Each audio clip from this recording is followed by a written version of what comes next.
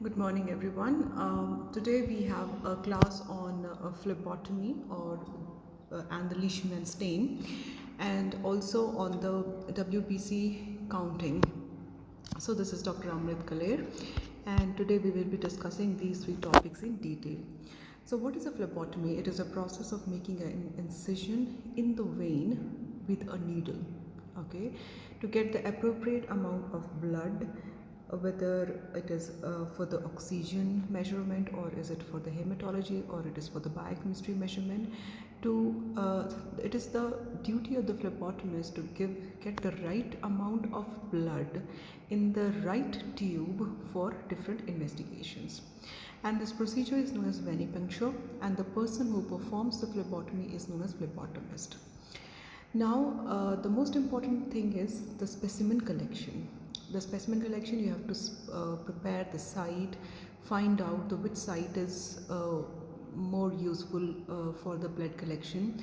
You have to see whether in the children you want to use the finger to or the heel, or you want to choose the arterial or the venous sampling. You must know for the arterial sampling we need to use the sample for the oxygen measurement in the ICU or the sick patients, but the venous sampling is being used for all other investigations. And also, if you want to use the capillary blood, it can be used from the earlobe sticks, finger sticks, or the heel sticks in infants. Okay, so venipuncture is the most important puncture that we do inside the veins to get the sample for hematology and the biochemistry investigations. Now, venipuncture is a process of obtaining the blood samples from the veins for laboratory testing. It is probably the most common procedure, usually performed for the many reasons. Now, I have told you already for the many diagnostic procedures, and then for the patients who require the transfusions, the multiple transfusions, and then sometimes for the excessive erythrocytic levels known as a polycythemia vera, in which the hemoglobin goes to around 18 or 19. In those cases, we have to drain out the excess amount of blood which is being produced inside the body. So we need the venipuncture for that particular condition as well. Now let's see about the equipments. What do we need? Let's start from the left. We have the gloves, needles, tubes. The different colors of the caps of the tubes is very important to understand which sort of sample or which sort of investigation that you require. Alcohol wipes, bandages, gauze sponges. Then we have the swabs, requisition forms, tourniquet, sharp containers in disposable, syringes, and the hub. And the small needle is being used for the pediatric patients. So this is the equipment which is required to perform the venipuncture. Now let's see what are the steps that are being used. First of all, it's very important to earn the faith of the patient. You have to understand that the patient will be a little afraid for doing the procedure, so you have to explain the whole process so that he is at ease and he's not having high blood pressure, or he's not suffering from anxiety or etc. So then ask the patient if he has had food in the morning, or he had done the exercise or not, whether if it is a biochemistry sample, whether he has 12 hours of fasting or not, and if the patient is diabetic, that is very important to know. And then after explaining, after taking all the information on the clinical history, you ask the patient to lie down in a very comfortable position. Don't make the patient stand or or put him on a high stool, so that if he has a syncope, he should be able to relax freely inside a nice chair. Fill out the requisition forms and put in all the information that you have collected. Then look for the site for the venipuncture, depending upon the patient, is adult or a pediatric patient. Then prepare the equipment, put on your gloves, put on your mask nowadays, because so much of COVID-19 is there. So make sure you protect yourself first. Then perform the venipuncture, collect the sample, and then fill the tubes, remove the tourniquet, and then label the collection sites. So important thing over here is you don't have to press the site again and again, because that will release the fibrinogen, which is which will clot the sample. So that it is very, very important that you don't massage the sample area or something, so that the blood is collected without being affected by the other parameters. And then the pressure is applied before collecting the sample, and then the pressure or the tourniquet is immediately released, and ask the patient to release the hand after the blood starts coming out into the tube. So the order of the blood draw is very, very important, uh, because a vacutuner is a collection tube in a sterile glass or a container, and the recommended order of draw is like this. So first of all, you have to collect the sterile sample, which will take up which is used for the blood cultures, because we don't want any of the contamination by any of the other tubes. Then followed by coagulation, which is very, very important. Then we have a serum tube. With or without the clot activator. So nowadays we have a silica which is being used as a clot activator. Then followed by the heparin tubes. This also nowadays heparin tubes might come with the plasma separator, so that it helps us to separate the plasma from the buffy coat. And then we have a EDTA tubes, and then we have a glycolytic inhibitor tubes, which is used for the estimation of the glucose. Now this is the order. If you have received all this requisition saying that you want the blood for all the 6 different investigations, so this is a different order that we have to follow when we are collecting the blood sample. So the color of the cap is very, very important. You have to understand, this is a light blue, which is nothing but a used for coagulation profile. The gold one is used for immunology testings. The red one is a clotted tube. The blue one is used for minerals, and the light green is being used for the heparin, the light and dark green. Then we have a bright green again for the heparin, that is used for different microbiology. Then the lavender is EDTA tube. Then the white one is for the viral loads.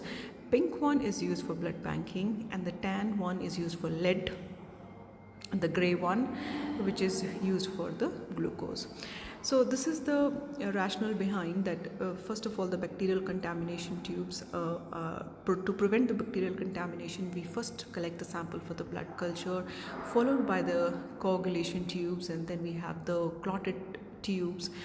Then we have the plasma activator tubes, which has the silica. So you can understand, if you use the plastic clot activator, there is a silica present inside the tube, and that may go and contaminate the first or the second tubes, and that may vary the results. Okay, so that is why the order is being followed very, very classically.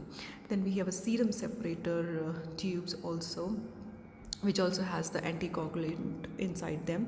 Then we have the plasma separator tubes, the heparin tubes, then EDTA. EDTA are always lavender or pink in color. So oxalate is the last one, fluoride tubes, which is being used for the glucose. So this is the last one to be used, because they cause the they distort the morphology of the RBC. So they has to be used in the last time when we are doing the investigations.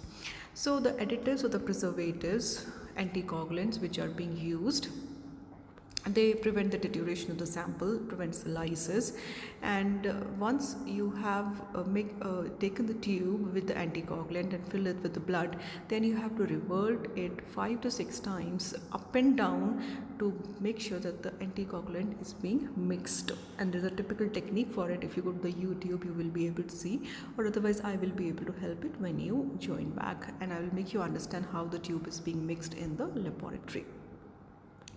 Now, specimen which are rejected, in case you receive the samples from some other lab and you see the samples are hemolyzed, or they are the anticoagulant is not mixed properly, and you see the clots inside the sample. So such samples, the sample has been taken out 3 days back, and you have received the sample today. So all these check the expiry date of the anticoagulant. So all these things are very, very important for before starting. You need to check that before starting the investigations. So this is a venipuncture. You can see here you identify the site, then you put the tube syringe inside it, and then make sure that the syringe is inside the vessel, and then you collect the sample. Now what are so this is all about the venipuncture. Now we have the staining. Now we have collected the sample. Now you want to do the Leishman staining inside the uh, on the hematology slide. So what do? You have the constituents, which is known as polychrome methylene blue, then we have a Leishman powder, we have absolute alcohol, and then we have to dissolve all this in 1 liter of acetone free absolute alcohol. So then you make a smear. You know how to make it. Spread it at a 45 degree, and then you put the Leishman stain for 2 to 3 minutes, and then allow it to stain the slide, and then add the water or the neutral buffer water or the distilled water. Sometimes they use, keep it for 7 to 10 minutes over the stain that you have put on the slide. Then if you are able to see a golden scum or the sheen on the surface of the slide, then wash the slide with running water, and then wipe the back and air dry the slide. Examination: when you properly wipe the slides, you will be able to see RBCs, WBCs and platelets, and you can comment on that. Now the next one is the examination of the WBCs, and that has to be done with the WBC pipette, and for that we use the Turk's fluid. Before that, I'll talk about the requirement. We need to have a counting chamber, WBC, we have Turk's fluid, EDTA blood, microscope and a timer. So what are the constituents of the Turk's fluid? It has glacial acetic acid, which lyses the RBCs. Then we have a distilled water solvent. We have a thymol, a pinch of it, which will prevent the fungus formation. So what you do is you draw the anticoagulant blood in the WBC pipette up to 0.5 mark, then dilute it with the diluting fluid, which is a Turk's fluid, and put it to 11. Then mix properly by rotating the pipette, and then charge the Neurobar chamber with 1 to 2 drops, and then see under the microscope. So in this bulk dilution, you can do what you can do is you can do 380 microliters with the 20 microliters of the blood, and the steps are almost the same. Then you calculate by the number which you have received on the chambers by the dilution factor and by the depth factor divided by the area counted. So normally what we do is we multiply the number by 50. So this is the normal count which we see. I don't need to repeat this, but you need to know the numbers. So when you're reporting the WBC count, you have to understand that the nucleated RBCs, which are nothing but the normoblasts, which are seen in the smear. So when you see them, you have to do a corrected WBC count, and this is the formula for the corrected WBC count: 100 into uncorrected WBCs divided by 100 plus NRBCs. So you have to give a corrected WBC count if you see more than 5 NRBCs on the smear. So this is the glass here, and I'm sure you have understood it well, and if you have any problems, please get back to me. Thank you so much, and please read well. Bye.